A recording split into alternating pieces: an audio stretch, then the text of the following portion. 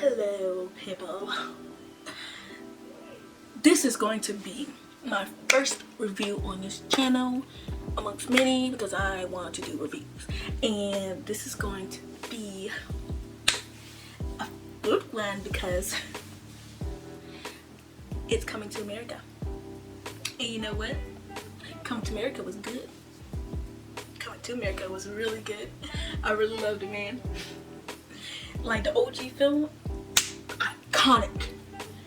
And the second film, man, it was great. it had Rick Ross in it, it had Michael Blackson in it, it had Gladys Knight, it had Morgan Freeman, it had Leslie Jones, who else? Oh my gosh, of course the OG characters, you know, all of the OG, no, not all of them, but like majority of the OG characters. Yeah, it's a lot of people, but anyways, all of them is really good. Goodness, great film because it had all those people in there, you know, Rick Ross, Wesley Snipes. Now Wesley Snipes, he was funny. He was funny. Leslie Jones had her moments too. But let me stop playing. I can't hold it for that long. Was I convincing? Okay. The OG film is my favorite film. Coming to America, it's a straight classic. Love it.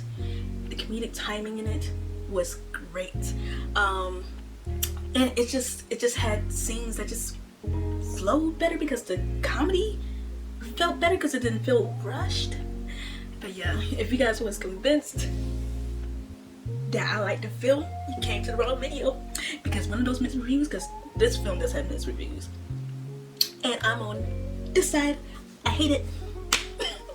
I don't hate it, you know, because it has a majority black cast, it has great costumes, it has beautiful, you know, scenes. Zamunda is beautiful. Like it looks like, you know, the comedy version of Wakanda almost. Very nice looking film, but the script, though, let's get to that. The script felt like I was watching a sitcom in a movie.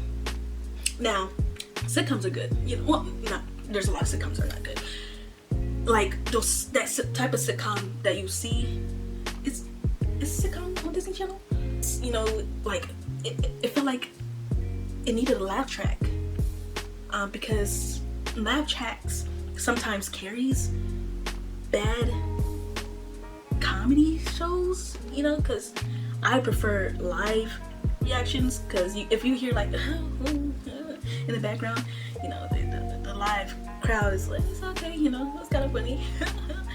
But if it's actually not funny, you're never gonna hear too many people. So anyways, sidetrack. That's what it felt like. That's what this film felt like. It felt like I was watching a bad comedy, because the flow of it felt like it was just trying to make me laugh more than pay attention to the story. Because the beginning scene, okay, this is where it comes in. This is where it comes in. The beginning scene, beautiful, you know, and I have an expectation of, you know, this film already because I love the OG film. The OG film is very, it's very iconic. And yeah, I'm going to throw this little snippet in here because this basically kind of sums up the expectation I had for this film. It's like I was attracted to, you know, the story and the character from the OG film, and of course I kept in mind that this is modern day, so of course, you know, the nostalgia thing is going to stay in the past, but it didn't even hold up to even an average type of storyline. You know, it had maybe a redeemable moment with maybe with the females, with the daughter and trying to be the queen, but not with Lavelle, the son. It was so dry to me. So yeah, but yeah, this explains it in a way.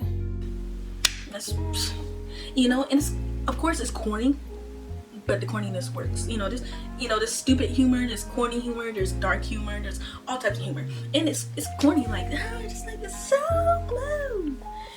That's corny, but it's very funny. It works. But this type of comedy, it only made me laugh like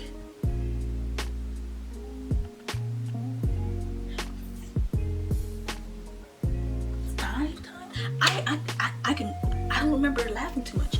I just remember and I watched the movie again because I kind of like stopped watching it. Until like it was like maybe 20 minutes left in the movie, and I watched it again.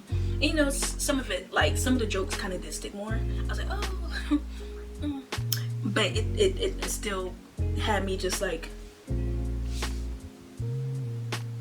Well, I was just thinking, since we're related, maybe that we could share a couple of. Why your mama so uppity? What's his uppity? I am not uppity. Uppity bitch say what? What? What? Got some uppity perspective more from this film. Here right now at this moment. For educational purposes. Any moment of world leader. Because I had to watch it again so I can remember it. Because it's not a memorable type of film, but at the same time, I could still retain my brain. It's too big for that. It's too big to not remember something I just watched like a day ago. But anyways, I had to write down some of the things that I saw in the film because it's so forgettable to me. It's so forgettable. And it pulled me in the first scene. Okay, I'm gonna jump it. It pulled me in the first scene because it was beautiful and everything, and I'm already expecting great things for it because I love the OG film. Like I said, yada yada yada. And it's okay, Keem, okay. And he's just certain dialogues, and then he introduces his 3 daughters, and that's when I'm jumping scenes because I know my man Wesley Snipes comes in. He comes in because he's introduced by Michael Blackson, and I was like, oh, okay, already this grand opening just kind of like seemed like I can already see where it's going, because I'm just like, oh, don't tell me you're gonna go this route. Don't tell me you're going to have these cameos of people, these big names, and try to make the film look better, because the jokes aren't enough to redeem this film for me. Anyways, yeah, and then Wesley Snipes comes in, and I love Wesley Snipes. He actually played his role pretty good. And he basically says, like, well, like, who's gonna be the heir of the kingdom, because you don't have a son. None of them have nuts. that was actually funny. I was like, and we could have been in cahoots basically if you married the barking girl over there. And he's like, Akeem was like, no. But yeah, and then basically move into how he's like, okay, do I have a son, and I'm kind of skipping timelines here. But yeah, he does talk to his father, and his father is on his deathbed. He basically is like telling him, it's like, hey, you soft. I bottle fed you. You soft, and you have 3 daughters, and who is going to be the heir of this kingdom? Who's going to be the king? Because there's no queen. There's no one. They can't be. They can't be. It's just a man. And then that's when we move into. No, Arsenio Hall was like, wait, yeah, I do remember something. I do remember us hitting up these girls, and King looking at him like, what? Because this old dirty diaper looking Wizard of Oz guy from the hood came in talking about, like, yes, I had a vision that you have a son. And yeah, that's when Arsenio Hall, because I'm skipping things. I'm sorry, this is my first review, bear with me. Anyways, so yeah, the famous bar scene, like the iconic bar scene where they're going through these girls, and it goes through that flashback, and they're like, oh yeah, and then that's when they move away from the table, and that's when that CGI comes in. I'm like, wait, this wasn't an original film, so this has to be them in present day. They look young. I looked at them a little bit. I was like, hey, that's CGI, but it's good. Until I saw Eddie Murphy, when they went to the apartment, Eddie Murphy kind of looked a little scary. I was like, ooh, he looked like a video game. Anyways, yeah, and that's when they met Leslie Jones, the loud woman.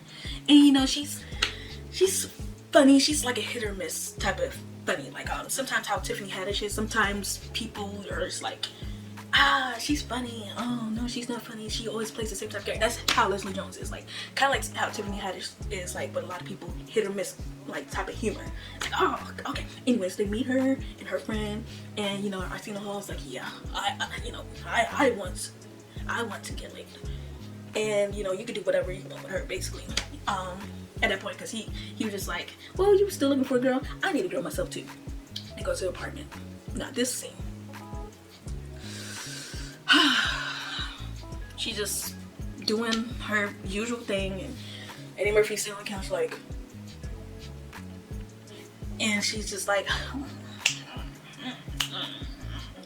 and she has a candle, and she wafts like her vagina smell to him. He's like, and I was just like looking like,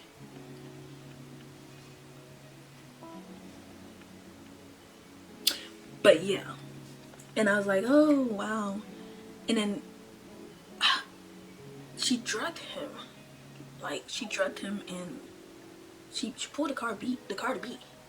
She drugged him. Well, she didn't rob him. She could have, because he was Prince. But she didn't believe him at first. So she's like, Prince. Anyways, we take anybody when they were at the bar. Anyways, she raped him. She, like, if this was a man doing it, like, this film wouldn't be like, it wouldn't have missed reviews. Best believe it'd be canceled. It's like, hey, you guys remember how they, that man drugged her, and it's like, oh, that's how she got the baby? Well, that's rape, people. And you know what? We're gonna cancel this film, and we're gonna do Me Too movement. I said movement. Yeah. But no, since it's a man, and like he's just like, ooh. Yeah, that's kind of what like stuck with me. Like, I was just like, and they just kind of like brushed over that because this film is so quick and it's like this. I'm like, what is going on? It's so quick and trying to throw you to say, hey, laugh here, wow, jokes, to the point where you don't realize that he got raped. Because he didn't want her. He was just chilling. He was really waiting for is his name Izzy? I'm filming Slizzy? Slimmy? Oh my gosh, I don't remember certain characters' names in a lot of films. Bear with me. I remember like main characters, but yeah, Arsenio Hall. He like, so yeah, that scene happened, and after that scene, that's when we realized that he got, and yeah, after she raped the guy, you know, I don't know if I can use the word that, but she did. And he's like, oh, I thought it was a ram or something. I do have a bastard son. Cindy Hall's like, and it's just like, okay. And then that's when they talked to the dad, and the dad was like, he's like, hey dad, you're not gonna leave me? He's like, I'm not gonna leave you yet, son. I want a spectacular funeral. And actually it was kind of cool. It's like, it's different because the dad wanted to have a funeral with him in a casket, and they're just, you know, it's like a live performance, and it's like it's a royal funeral. It's a royal funeral. It's like, okay, I kind of like this. And it just it felt fast to me. Like Morgan Freeman was in, like, he's narrating. He's like, oh, this is stupid. And I was like, oh, okay, Morgan Freeman.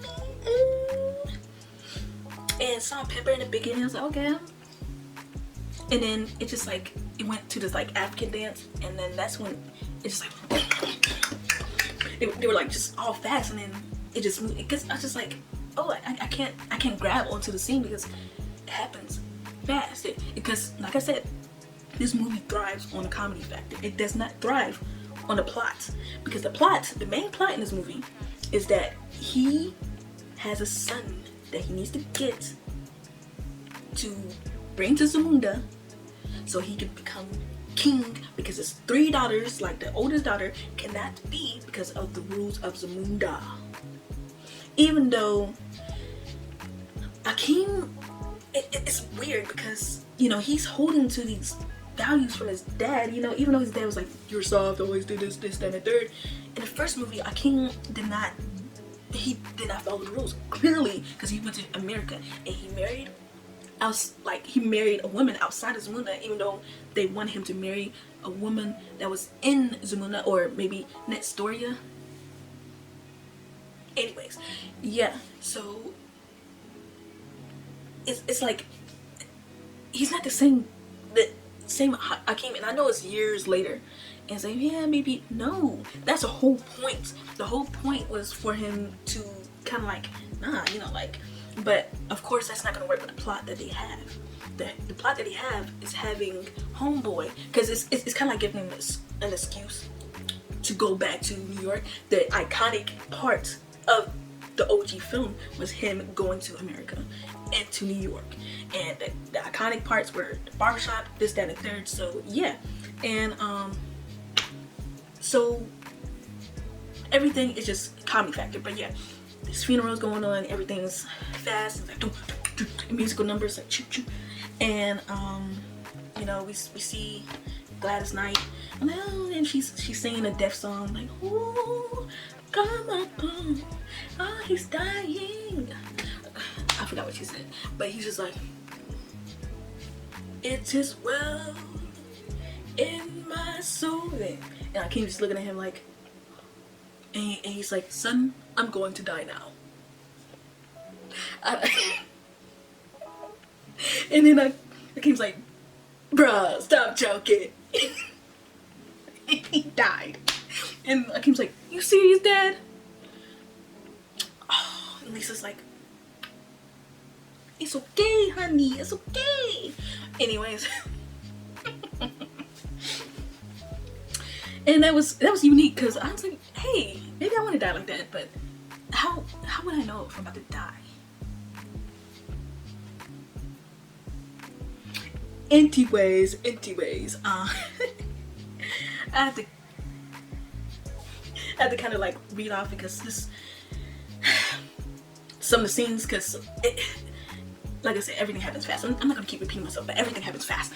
So, and this movie's not memorable, even though I just watched it not too long ago with old boy, and we're just looking at the movie like. But yeah, he goes to America to find the bastard son, and that's the running joke. Like, it's really the running joke. Like, they say, we're going to get the bastard son. Let's get the bastard son, and yeah, and they arrive and they go to the barbershop, and that was like, okay, they dropped some nostalgia in there, and it actually, you know, that from everything in this film, the barbershop, some of the jokes, some of the cameos that shows up is memorable in the film. Nothing else other than it being bad. But yeah, they went to the barbershop and they're just, you know, doing a whole banter, and when I watched the film again, I realized the joke that they made is like, oh, my niece used to be in my nephew something. He said, my niece is transgender now. No, my nephew's a niece now, something like that. Don't quote me. And he's basically like, oh, you know, they can switch body parts now, and they're like, oh, okay. And then it's like, oh, you know, things are different, and they just made a joke about like, say, you know, you can't just, you know, put your hands on women now. It's like, well, I did that when I was younger. So it was a joke that flew over my head the first time. But then I was like, oh.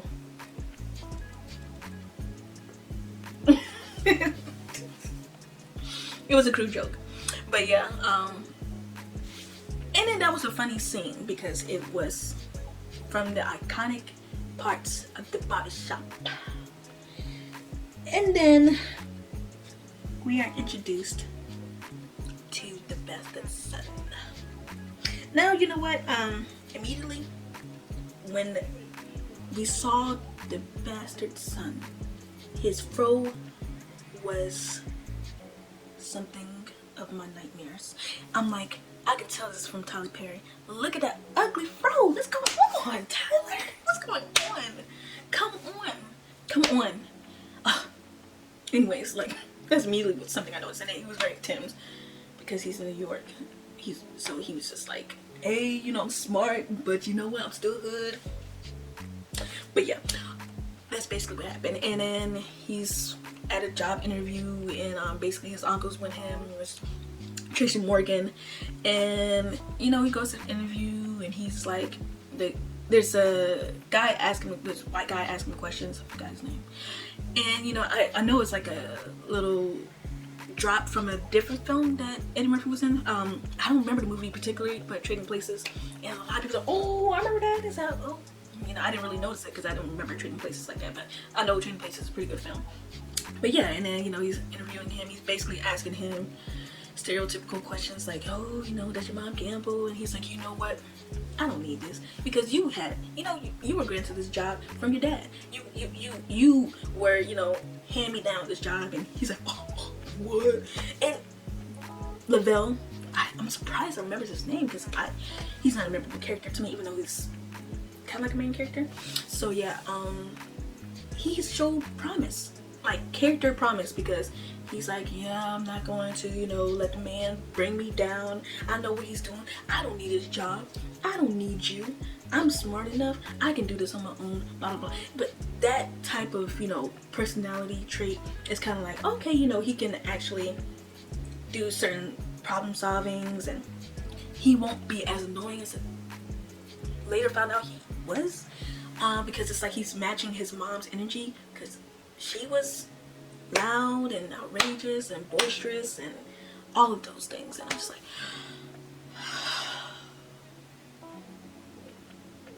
but yeah, basically, you know, after that, he's like, oh, you know, he walked out of the interview and yada yada yada. And then we go to the apartment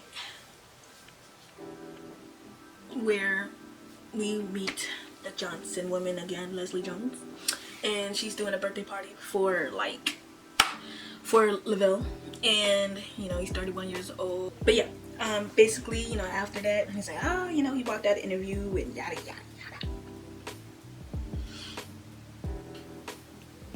And then we go to the apartment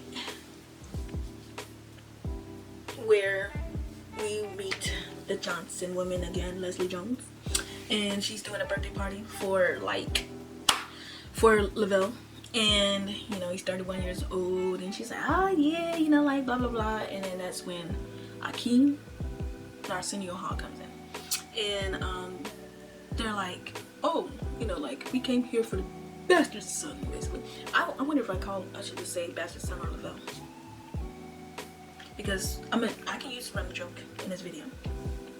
I can use it. Anyways, yeah. So basically, they're like, yeah, you know, that's. And then she's like, oh my gosh, I do remember you. It's like, but you know, Prince. And he's like, I am a prince. And Lavelle comes in, and he's like, so, you know, like, can we, you know, take my bastard son back? And she's like, it's like, you know, Prince, y'all just some fancy looking nigga, like, you know. And he's like, yes, I am a prince. And then Arsenio Hall drops the case, and there's gold and money. And Lavelle's like, yo, let's go, man. And just from that scene alone, yo, let's go, man. And just from that scene alone, I can already tell. I'm like, oh no, he's not gonna be a promising character. He's not going to be funny to look at. Leslie Jones is going to get annoying to me. You know, there's some, you know, jokes that she made in the film that were like, it's like uppity BJ, what? And you know that run of the mill type of joke. But other than that, I'm just like, I'm kind of annoyed with y'all. Can you guys go away? Oh, you guys have to be here. But anyways, yeah, like and then basically he said, I'm not going anywhere without my mom, and Akeem's like, whatever. He's like, I don't want to, but he can. And then they finally end up in Zamunda again, and then yeah, Arsenio Hall was asking Akeem, oh, you think Lisa's gonna be okay with this? He's like, oh shit, there's nothing else I can do. And then that scene comes up, and then she's like, how dare you, da, da, da, da. And it's like, yeah, I should have told you, but I needed to do it right away, because this is like very time sensitive. I just needed to do it, basically. And then she's like, oh, and then she kind of got her feelings, and it's just like, this dialogue was just like, it's too long, like, what's shut, like, and then she got jealous. It's like, well, you know, you're not the only man I was with. He's like, what? I was like, what? Why are you in your feelings? Like, what? This is before he met you. What are you talking about? I just felt like that dialogue was not needed. Like the whole dialogue, like, okay, you know, you could, you know, just say like, hey, you know, I needed to do it. She's like, whatever. You know, you're supposed to speak to me because of your wife. I don't understand why you didn't do that. But the whole like, you know, I was with other men too. He's like, really? Let's run that back. And then she's like, no, da da da. And it just goes on again. That's when Leslie Jones and Bastard Son comes in. They're like, yo, he really is rich, man. Just like, I can immediately tell this is going to be bad, because the way how they're acting, it just seems so cliche, like the movie, I think it was called Cookout, where it was like this boy who became a famous basketball player, and then he, of course, you know, ran to millions fast, because that's how athletes, they run to me. It's all, we pick you, they get that money, and yeah, anyways. And then the family's like, and, you know, the ghetto side of the family, oh, woo. But you know, that type of movie, it works because that's really what the movie is about, like how, you know, success can happen and how family acts when you're successful and get a lot of money and yada yada yada. But they were acting like that for a lot of the scenes, and it's just annoying. It was really annoying. And you know, I can understand Leslie Jones playing that character, but like LaBelle doing it, it was just like, where's the laugh track?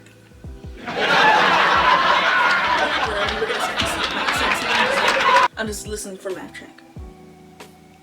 Oh, I forgot it's a movie. It's a movie from a classic. Yeah. But yeah,